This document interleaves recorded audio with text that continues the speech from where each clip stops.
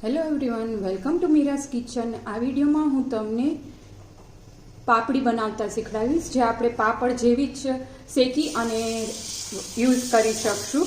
બહુ જ ઇઝીલી તમે બનાવી શકશો। તો એના માટે અત્યારે મેં સાબુદાણા લઈ લીધા છે। 2 ટેબલસ્પૂન જેટલા સાબુદાણાને આપણે ક્રશ કરી લેશું। અને અત્યારે હું જે પાપડી બનાવવા જઈ રહી છું એમાં હું 5 ગ્લાસ જેટલું પાણીનો યુઝ કરી અને બનાવીશ। એટલા માટે મેં થોડું એવા જ સાબુદાણા લીધા છે, બહુ ઝાઝા આપણે એડ કરવાની જરૂર નથી। એક મિક્સર જારમાં લઈ અને ક્રશ કરી લેશું। આને આપણે પલાળવાની બી જરૂર નહીં પડે જો તમે આવી રીતના ક્રશ કરી લેશો તો। હવે એક લોયામાં આપણે 5 ગ્લાસ મેં અત્યારે પાણી એડ કરી દીધું છે અને એને ઉકાળવા માટે રાખી દઈશું। હવે ઉકળી ગયું છે તો આમાં આપણે નમક એડ કરી દઈશું, 1 ટેબલસ્પૂન જેટલું, અથવા તો ટેસ્ટ પ્રમાણે તમે એડ કરી શકો। અને ખારો એડ કરી દઈશું,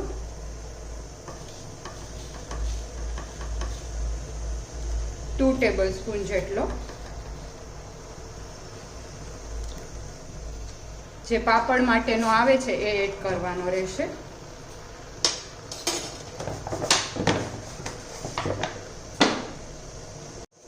આખું જીરું એડ કરી દઈશું, 1 ટેબલસ્પૂન જેટલું।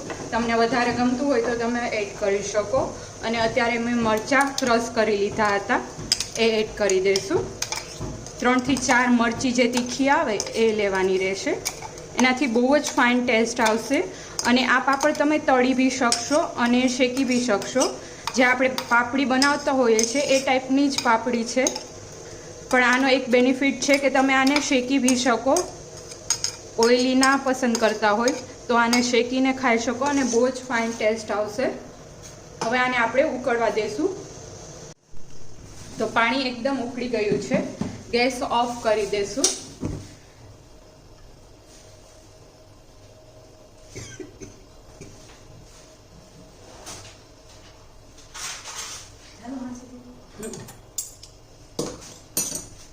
હવે એમાં મેં અત્યારે ચોખાનો લોટ લઈ લીધો છે, 4 વાટકા જેટલો, અને સાબુદાણા આપણે જે ક્રશ કર્યા હતા એ એડ કરી દીધા છે।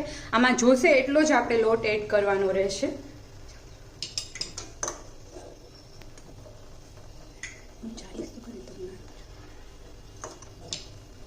જોશે એમ લોટ એડ કરતા જશું અને હલાવતા રહેવાનું છે।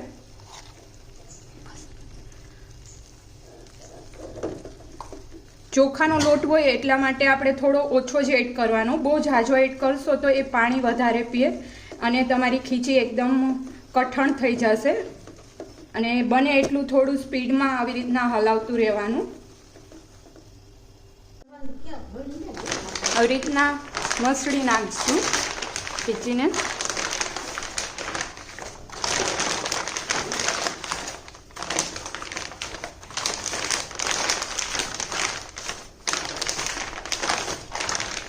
હવે આના આવી રીતના લુવા કરી લેવાના છે અને બાફા મૂકી દઈશું। ઢોકળિયું લઈ લીધું હતું, એમાં પાણી મૂકી અને આવી રીતના ચાયણીમાં તેલ લગાવી લેવાનું। ચાયણીમાં તેલ લગાવી અને આ લુવા છે એ આપણે રાખી દઈશું, બધા લુવા ગોઠવી દેવાના છે। આને આપણે જેટલી બાફવા દઈશું એટલા જ પાપડ એકદમ સોફ્ટ બનશે। આવી રીતના લુવા કરી અને રાખી દઈશું અને આને એકદમ બફાવા દઈશું। તો અત્યારે એકદમ પરફેક્ટ રીતે બફાઈ ગઈ છે, એકદમ જારીદાર થઈ ગઈ છે। હવે આને આપણે પાછી એકદમ કૂણવી લેવાની છે।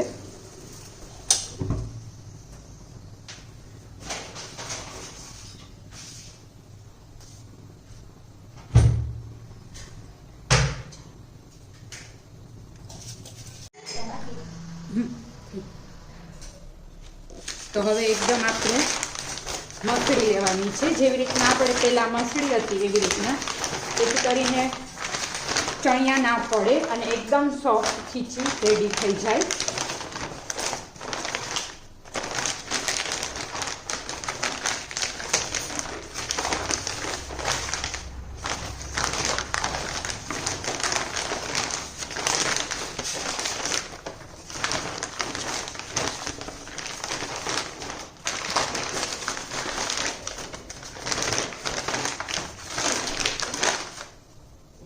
તો આપ જોઈ શકો છો એકદમ સોફ્ટ બની અને રેડી છે. અને આ જે ચોખાના લોટમાં વક ના હોય, વણવા ટાઈમે ફાટે, આવી રીતના જો તમે કરશો તો પાપડ એકદમ ફાટશે બી નહીં અને એકદમ ખીચીમાં વક આવી જશે. આપ જોઈ શકો છો એકદમ ચીકણી એવી ખીચી બની અને રેડી છે. તો એક લુઓ લઈ લેવાનો, આવી રીતના થોડું એવું તેલ લગાવી દઈશું પાટલામાં અને વેલણમાં. જો તમને આવી રીતના વણતા ના ફાવે તો તમે ઓલરેડી અત્યારે બજારમાં પાપડના બનાવવા માટે મળતા જ હોય છે મશીન, તો એ લઈ શકો અને એમાં બનાવી શકો. આવી રીતના પ્લાસ્ટિક બેગ લઈ લેવાની છે.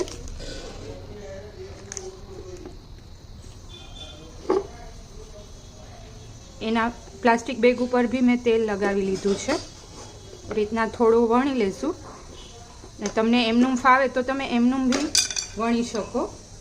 અને આવી રીતના પ્લાસ્ટિકની બેગ આવી રીતના રાખી અને બી વણી શકો. બહુ જ ફાઇન બની જશે. આ પાપડી છે એ આપણે એકદમ પતલી નહીં વણીએ, જેવી રીતના આપણે પાપડ કરતા હોઈએ છીએ એનાથી થોડી એવી જાડી રાખવાની છે.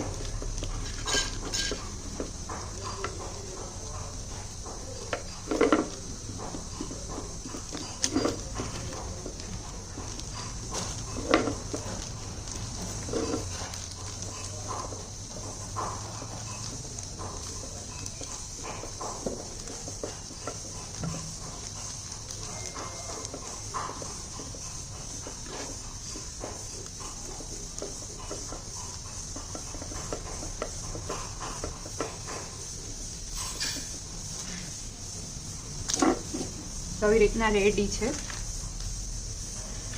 હવે આને આપણે વેલણામાં લઈ લેવાની છે. અને એક ચૂંદડી મેં પાથરી દીધી છે, એમાં આપણે આવી રીતના સૂકવી દઈશું બધું. તમે આવી રીતના આને તડકે બી સૂકવી શકો અને છાંયે બી સૂકવી શકો. આવી રીતના બધી પાપડી રેડી કરી લેવાની અને સૂકવી લેવાની છે. સુકાઈ જાય પછી એક વખત તડકે બી તપાવી લેવાની, જેથી કરીને પાપડ શેકીએ ત્યારે એકદમ સોફ્ટ અને ક્રિસ્પી બને પાપડ. રેડી છે પાપડી, જે એકદમ ફાઇન સુકાઈ ગઈ છે. મેં તડકે સૂકવી લીધી હતી. હવે આપણે આને તળીશું. બહુ જ મસ્ત બની અને રેડી થશે. તો ગેસ ઓન કરી લઈશું અને આવી રીતના પાપડીને શેકી લેવાની છે.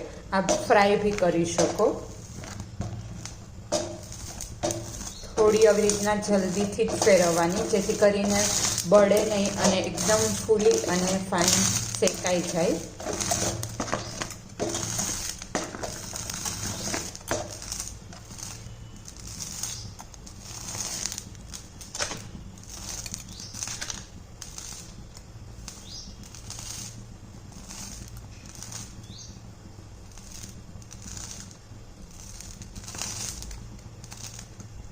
તો આપ જોઈ શકો છો એકદમ ફાઇન શેકાઈ અને રેડી છે. આવી રીતના તોડશો તો બી ઇઝીલી તૂટી જશે અને બહુ જ ફાઇન બનશે.